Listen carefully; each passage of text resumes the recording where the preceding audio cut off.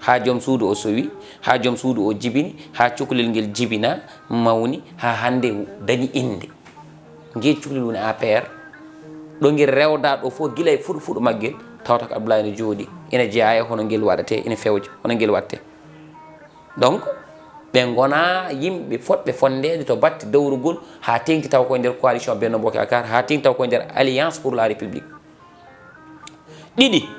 nde président Macky Sall heeɓi leydi 2012 waɗani Abdoulaye Daouda Diallo ministre, waɗi ɗum ko ministre près du ministre chargé du budget e ko way noon. Ko caggal ɗum ɗon o ƴetti ɗum o watti ɗum ministre de l' intérieur, jagorgol kalfine ngal nder ngende Sénégal. O itta ɗon o nawa infrastructure, o itta ɗon o nawa finance. Caggal ɗum o nawa to laamorgo to wonde yo won directeur cabinet et ministre d'état. Caggal ɗum o nawa ɗo wonde joni président conseil économique. Bon, Amadou Ba natiri e gouvernement o, si je ne me trompe pas, ko ministre des finances. ɗum kam elle ngadi mi yiidi testime ko ɗono ɓuuri hebde inde woni ministre des finances. Nde o itta ɗon o nawa ministre des affaires étrangères. O ummi ɗon o nawa frigo. Holko nawnomo frigo, c'est ça la question. ɗum tagi saɗa fonnaɓe kamɓe ɗiɗa sa ari ha nawede mo frigo nde tan a dartoto. Abdoulaye Daouda Diallo wawano nawede frigo. Nawnomo frigo? Nawnomo frigo ko en naate élection présidentielle 2019 ina waɗi tata ardinoɓe élection ji ɗi. Hen goto wiyete ko Idrissa Seck, hen goto wiyete ko Sonko, kono wonno hoore ko président Macky Sall woni baɗaɗe réélure e 2019 hiɗa ujunere 2019. Bon e nder ɓen ɗon tata Idrissa Seck ko ngolo woni somi juumani pa Idrissa Seck adi yaadi élection e nder leydi ndi ko 2007 te nden wonno directeur campagne wadda ko Macky Sall. O yeehi élection kadi 2012 o ummi 2012 o ari 2019 woni 3e participation muɗum en tant que candidat. Ousmane Sonko no woni premier muɗum participation. Nde o ari 3e woodi loskuɓe mbi Ousmane Sonko oɗo woni caggal mum ko Amadou Ba. Donc sa woni e gouvernement ma ina dañi mandat goto ina yaaray deuxiéme mandat te an e ngan sanga ɗum no ministre kalfinaɗo finance a wiyama kadi an waɗi financé candidat ina yeddo kono yeddotako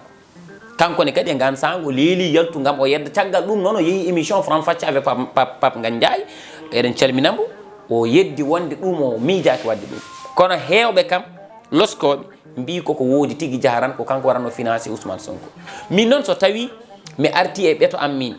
komi meeɗa teskade Ousmane Sonko waɗi clash Amadou Ba. Te Amadou Ba ina jeeya yimɓe fotɓe waɗede clash e nder leydi ndi. Aɗa andi ko tagi ko kalfinanoɗo ngaalu leydi ndi guila o fuɗɗi ha joni o halfinte tan koko mawni. Nde o yalti nde ɗo yalti ɗo o fayi ko impôt demen. Nde o wonde toon quelques années o ardinama impôt demen. Gueɗe kaɓniɗe détournement ji leyɗele e yogue gueɗe baɗɗe nder leydi ndi mais tawi ko Amadou Ba no woni directeur. Nde o wonde directeur wonko kewi impôt demen ko heewi. Nde o yalti nde wonko kewi caggal mum ha hande kadi Amadou Ba c'est des agents de l'administration. Non Ablaye si mais meeɗani jogade poste mo Amadou Ba jogui o saabu o meeɗani wonde biyowo mbaɗe woni jongona directeur général directeur général impôt domaine o Ablaye meeɗi halfinede ONAS c'est vrai, meeɗi wonde Dakar Dem Dikk, meeɗi woni secrétaire général conseil économique oɗo hande mbo woni ɗo meeɗi to woni secrétaire général eyyi. Donc pour pama Amadou Ba ɗo rewi ɗo rewdi ɗo e Sonko adi foof ko wiyama wonde koɓe musidɓe, wiyama wonde oy toon inniri ɗum ɓiɗɗo, wiyama wonde kam kay humi dewgal mum joom suudu makko cakkitiɗi. Est ce que no woodi walla wodani? Mais ɗum filade politique ça n'a rien à voir, ɗum fof ne wawi wonde hakkude mabɓe taw politique o ça n'a rien à voir. Mais cehlagal e gondugal ina woɗɗoy kadi ne mawni kadi mbimami ina jeeya ko sellinta yoga e gueɗe ko Sonko omo bonani parti pouvoir no feewi. Kono noon elle Amadou Ba ina hiisi e ɗemgal mum beela ko cehlagal ngal. Mais jonti batte cuɓogol so tawi ko cehlagal ngal patriotisme o iwat. So tawi cehlagal no haɗami min haalandema gonga mi haalan ɓeɗo fof gon wasal te mbiɗa andi an aɗa jogui aɗa waɗi ko mbeɗa foti haalde mi haalani wadde gongankagalam ngal ngakkat. So tawi Amadou Ba ala ko waɗanimo ko ganduɗa ko ina taka haalede holko tagi kanko so tawi omo waɗa clash o woppa Amadou Ba de côté. Joni Amadou Ba Abdoulaye Daouda Diallo tan to batte sumgo tan cikkuɗa oɗo an e yiyande ma oɗo de en foti suɓede sababu dokka argument ji sababude tel ko holone mabɓe? Min mbiɗa andi leydi moƴƴi hen ko joguiɗo expérience leydi moƴƴi hen ko joguiɗo expérience mbaɗa kono gollo e tindande mi ni hakkude Amadou Ba e Abdoulaye Daouda Diallo eyi aɗa andi holle mabɓe mo o aɗa andi kooliɗa aɗa andi haade min yo ɓame pour leydi ndi gonmi koye tindande min gonɗa koye tardinde mi kalami wo tindanam aɗa andi min jinma wiide non min someɗa haala mi rokkete dalil mbimami leydi sohli ko joguiɗo expérience de l' état sa yi yimɓe heeɓe wonko hepti ɗumen ko garla expérience l' état mais kamɓe ɗiɗo sa fondiɓe jogui en expérience d' état ko Abdoulaye Daouda sinno ko an ko min kal wona min kalnotmami koko woodi joni sinno ko an manam haade a wi non mais ɗum woni mbimami leydi sohli joguiɗo expérience de l' état joni sinno ko an ko Abdoulaye Daouda jogui en expérience état ko Abdoulaye Daouda joni sinno ko holno jogui expérience holno jogui expérience état o rewi koye ministre biyeteɗe ministère de l' intérieur sa woni hen ka ganduɗo ko woni e nder leydi ndi ka joguiɗo kabaruji leydi ndi ka joguiɗo renseignement ji leydi ndi ka kumpitiɗo leydi ndi kone yahata nder mum bool mum ko suudi e ko feewi sa rewi a rewi hay rewi infrastructure a yawti a woni finance a ɓeydoto humpitade sa naati a woni directeur cabinet a ɓeydoto humpitade haala ko ɗo woni ɗo joni fitti komo jogui expérience de l' état mais aussi ko tawaɗo nde gueɗe ɗe puɗɗoto o dawa o fuɗɗidi e puɗɗiɗo gueɗe ɗe ha yettiɗo kañum ɓuuri wadde mérité kanko ɓuuri wadde mérité makke wiyama ko an ɓurata deeje haqqille e makke wiya ko Amadou Ba mo ganduɗa o ko ma makke heeɓi ko ha gayni kañum doori arde kama daña ha heeɓa waɗa e jiifa o yetti o wi ndendine kam hen o rendina hen hay so tawi wiyama wonko wonno participé wona doole walla ƴiƴam walla warñede mataw ko kalis wiya wonko totir ɗum nene ko gueɗe goɗɗe ganduɗa en mbawa jaggu saabu hewɓe mbaɗi hen jawɗele muɗumen kono hay goto yiyani ɗo poste Harouna Diakay ala foof ko wallani président Macky Sall kono est ce que heeɓi poste donc Amadou Ba e nder alliance pour la république walla e nder Benno Bokk Yakar mi yiyani hay sens goto mo jogui pour Macky wi ɗum ko an sa fami wadde min jaggumi kamɓe ɗiɗo so tawi a fondiɓe a fondi ko homba e mabɓe ɓuuri wadde mérité Macky wi ɗum ko an min mbimi ko ADD beele noon leydi ndi ma wi ko o walla leydi ndi wiyata ko ɗum ko namgal gongal ngal ganduɗa ngal wonko jiirande nder leydi ndi o ko mbawɗen hen haalde ɗeɗo caɗele fof baɗɗe ko kaari Allah wala kaari moni fof ene wiya ko min est ce que cikkuɗa jaahumo walla gantu o wona président de la république kañum aawi ɗum guila lowlowlowlow ha yettiɗo wonani Benno Bokk Yakar wonani APR ganumma hol poɗɗo wondema dauphin caɗele baɗɗe e nder leydi ndi ina waɗi hen ko président Macky Sall waɗi ha no to batte sumgo ngo kalami min woni haalde eyyi wona woni haalde min nani mais min mi addanete jiɗma wiide ko gueɗe ɗiɗi mbaɗe leydi ndi junggo Macky Sall nani hen woni holden caɗele baɗɗe e nder leydi ndi mbimi taw koye mbaydi kuptidinde junggo makko ene hen jaɗɗo haalde caliɗo haalde no wayi caɗele baɗɗe e nder coalition Benno Bokk Yakar ha yetti alliance pour la république junggo makko nani hen gorto baɗɗowo toujours saaha e saaha fo hakkude Cheikh Oumar Anne Abdoulaye Daouda cikkuɗa homo waɗi ɗum wona kamɓe ko président Macky Sall waɗi ɗum goɗɗo waɗani ɗum ko ɗaddama wi noon an a jogui ɓesgu wona no fewi goto foof sa haalani ɗum ɗo foti hedde a haɗni ɗum ɗo foti haadde mbiɗo sikki so tawi a waɗi no poɗɗa wadde ɓesgu ma no wawi nanandema haade kanko ko kanko woni jinnaɗo e nder mabɓe ardiɓe omo yeehi gorto pendant des années meeɗani nanede wonde to harti walla to joɗɗiniɓe meeɗani yiyede to wi ɗum ɗo mi yiiɗa walla ko ni jiɗirmi o woppat tan ɓe gona e wadde gorto wadde so yettima ɗo yettiɗo ko c'est lui le responsable neɗɗo wawa ɗum haɗ te ko ɗum woodi te o waɗani ɗum Podor tan ko baɗɗo ɗum e réseau ji Sénégal ɗi fof kala to tawɗa Benno Bokk Yakar alliance pour la république won gorto gonɗon sa fayi Mbour ko noon sa ari ɗo e Dakar ɓuuri bon sa yeehi Ziguinchor kala ɗo mbawɗa yaade hay to ɓe gagnete to boom ɓe mbasa parti ɗi ɓe kewat liste aji parallèle woto goto garɗa opposition ƴetta liste muɗum yaaha fiyaɓe arta jooɗo kamɓe mbasa no foti maire uji APR gagna élection locale ɓenni qui est le responsable vous croyez woni responsable ko président Macky Sall saabu neɗɗo sa ardima parti a tottat a waɗnat parti o calɗi kala to parti o tawate e nder département ande ko o woni ɗo te kadi koko waɗa ko yimɓeɓe kadi jaaɓi ɗum kono président Macky Sall waɗani structuré parti muɗum guila jooɗi go ɗiɗi sen garte nder parti o e hoore muɗum ko oɗo ko o walla wona o ko kanko kadi waɗi saabu gorto hakkude Ablaye e Amadou Ba nde ɓangi nanede nde wona hannde Amadou invitama namna hen wona goho wona ɗiɗi Ablaye invitama tout récemment monsieur Ndiaye gonɗo télé fulɓe o nde tawoy ADD wadde mu yewtere mais artiri on question ADD wi ko haydara ala ɗon Amadou Ba wi ko haydara ala ɗon mais yimɓeɓe wona ɗum jii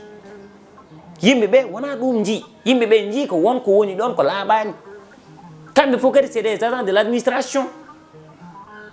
donc ɗum kadi guila ɓangi wiyede welani président Macky Sall na daara mais omo fadno kay ñalawmo kanko oɗo so ari so wi ko ni omo fadno kay kam ɗiɗe mbasa fotto hay so ɓe mbi hande potti yimɓe ɓe mbiyata ko ɓe goni koye funtu yimɓe ɓe saabu pottata won wiɓe tan ɓe pottata abada saabu ɓe mbiyata il ne faut jamais dit jamais neɗɗo woti wiyata hunde wonata saabu wona koko Allah andi kono wonko ɓe mbaɗi hen kono président Macky Sall en tant que kilifa maɓɓe wonko waɗi hen depuis le début so yinnaɓe kawrude nan ɗum nde o jooɗoto o anda caɗele ɗe koɗe goni o wiyaɓe yo ɗum gas jokke haaju moɗon jimmi ko yon gon gotum poɗɗa e moon ardade yo arda keddiɗo yo sukku ko ɗum jamirmi kono o waɗani ɗum ɗon depuis wadde hande so tawi o dañi caɗele baɗɗani min mbiyammi ko omo fadno ɗum heddi mi tonguirɗo mi ardatan ɗon seeɗa nana wi holko haɗimo suɓade o leeli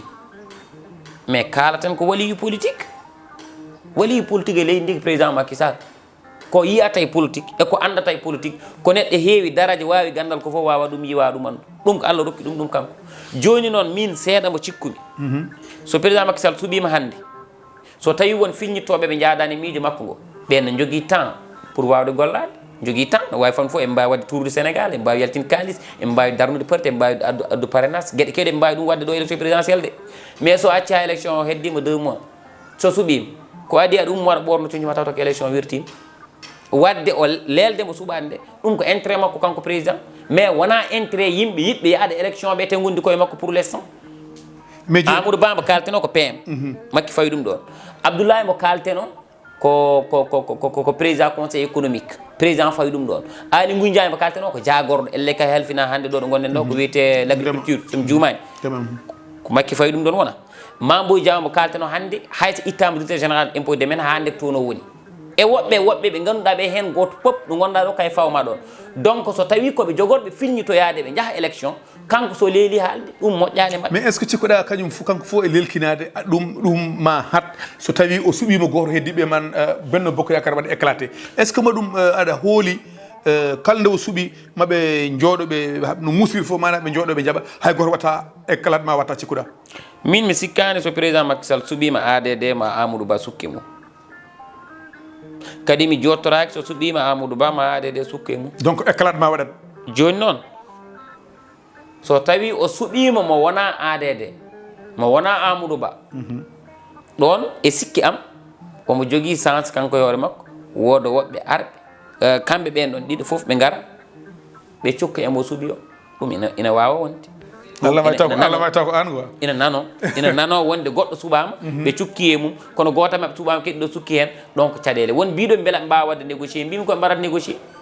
hol fof ko mbarat négocier eɗen ɗaɓɓa leydi holko mbatten négocier mi wona président sa ɗo mbiɗa ɗo tan woppumi wona président négociation gasi saabu joni sa kesi a woni président ko an jogui doole kala ɗa pawɗa kam jangga jaam aɗa wawi mi ittu kadi ala fof ko hollirta wonde min ɗo mi ewata saabu wonko min kalduno ɗum ala politique politique woni hen ay politique woni hen kono haswani waddini Aziz c'est ça la politique wallam hami laamu somi laami mo wodana mbaɗɗen nde o laami nde o adi ko sogde on kadi o waɗi feere o itti on tan e liberté o itti on tan e belgol gurdam ko politique woni ɗon politique ɓuuri ko hen hewde ko trahison ko jamfo sa welama duttina histoire payaɗo Senghor e Mamadou Dia ana ɗanndi hakkude Senghor e Mamadou Dia sa welama garta tan hanki hakkude Idi e Wade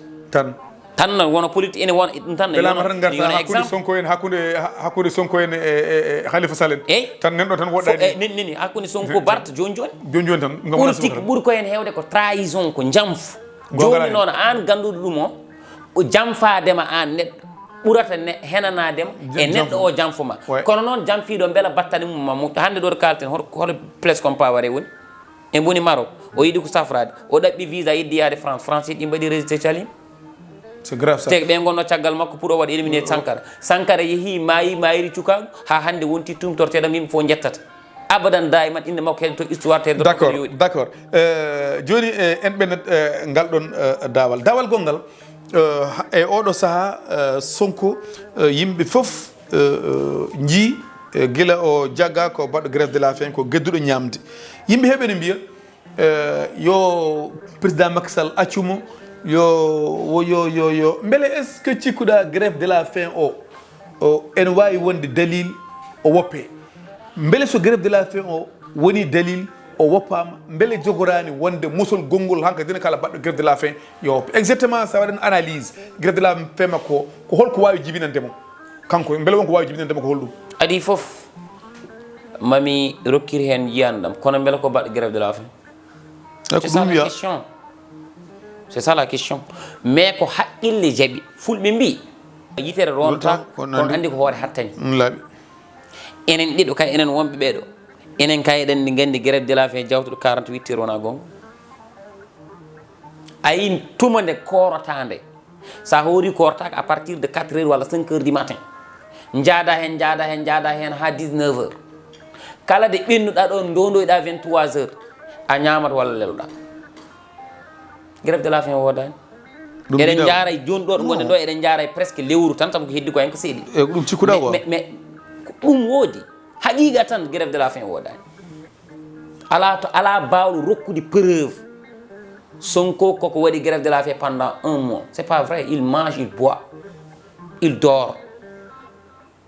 omo ɗanon omo ñaama omo yara ok ko Allah woni rokkani ndun ɗon fittanu Ousmane Sonko walla Oumar Doro Koumi Allah rokkinke pittali ɗi ganduɗa ɗi gandi guura en ñamminat ɗi jarnin wa ila mayen joni joni ubboyɗen te kadi taw ken ɗum fiti ken wartiɓe beela kadi yo président Macky Sall yo accumbo est ce que ko président Macky Sall jaggimo eyyi ɗum woni namdal ko namnoɗen d' abord aɗa andi min mbiyatmi min so mbiɗa wima mbiyatmi ko Oumar accu caméra o so mbiɗa andi an jaggimo Oumar accu ventilo mbiɗa andi an jaggi galle ma o accu mbiɗa andi an jaggi galle o an joguimo kono mbiyata président Macky Sall jaggimo non jaggimo ko justice justice jagguɗo mbo holko taki justice o jaggimo wonko sikka ko kañum waɗi ñawoje ne garo yeeso so tawi kañum waɗi o heddot toon so tawi o waɗani waɗata libéré et pourtant de Khalifa Sall en ɓeeɗo yawtuɓe ɗo ɓe yaltuɓe ɓooyani Karim Wade en jaggunoɓe ɓe jalti Idriss Seck en jaggunoɓe ɓe jalti mais en meeɗa nande grève de la faim uji ɗiɗo aɗa andi ko taki ɗum taki ɗum ko won systéme mo ganduɗa o Pape Alé Niang ene waɗa ɗum kala e saaha ɓe cikki on systéme ma marsu e mabɓe peut être Pape Alé Niang kañum ne waɗa grève de la faim peut être donc toujours waɗat évacuation direct so waɗama évacuation so yalti ani hoore ma aɗa andi oɗo koko waɗi grève de la faim kanko fof e wonde kaalo ko wona gonga to côté grève de la faim min komi jaɓan Pape Alé Niang omo waɗa ɗum hayso ko 2 jours walla jour goto pawɗo mais Cheikh Bara Ndiaye oɗo Badar Gracier o jaltuɗo hanki o jaltute Bara Ndiaye jalti ɓe mbini grève de la faim waɗani hoɗo waɗi grève de la faim waɗani grève de la faim Ousmane waɗani min gongnani ɗum kanta Makki waɗamo libéré ko justice wimo teɓ ko justice accatamo justice wonɗo tugni ha jaggi makki woni hen yimɓe heɓe jungo makki woni hen quoi eyyi aɗa andi on est dans un gonɗen koye leydi ndi ganduɗa ɗi pouvoir uji ɗi fof ko Macky Sall tami judiciaire o e gueɗɗi ɗi fof kañum tami exécutif fof kay tami joni noon hade ko kay tami kadi hande so windi décret o wi mi waɗi gracier Ousmane Sonko o yaltat kono noon ko homwon président waɗata gracier mbatta gracier ko ñawaɗo mbatta gracier ko lajanaɗa mbatta gracier komo dossier mum laaɓi on banggue kam o waɗi gracier mana ɓe ñawaka ɗo henna guininaji jaganoɗo ɗo henna waɗi ɗumen gracier on banggue kam ko noon tan eyyi noon mbimi sa yi omo wiye ko kanko jaggi walla ko kanko yafoto sababude pouvoir ɗi fof kanko tami kanko ardi d' accord kono noon firtani wonde ko kanko jaggi enen kay eɗen gandi Oumar mbo wujjani guertugel memani poolel yahani waɗani hay hunde tawata galle mum jaggue toon ɗum kay an jaggueɗa an wonmo e ganduɗa hande sinnotogo mabɓe wonta e liberté kono ɓe mbawama haydara wonno ala ko mbaɗɗa min la même chose wonɓe ganduɗa mbiyatami ko an kay sa renaki ɗum sa renaki ɗum mais aɗa andi ko taki noon haydara mi wattaki saabu mi waɗani kono waɗami mi waɗani kono jaggami Makki jibinanimi jibinani nenam jibinani ɗum min jiidani hay hunde ko neɗɗo tan komi neɗɗo kanko ardi leydi ndi mais est ce que o welek tan o jaggami non jaggatami ko lawol taw wonko mbanmi ko wona lawol kono oɗo kay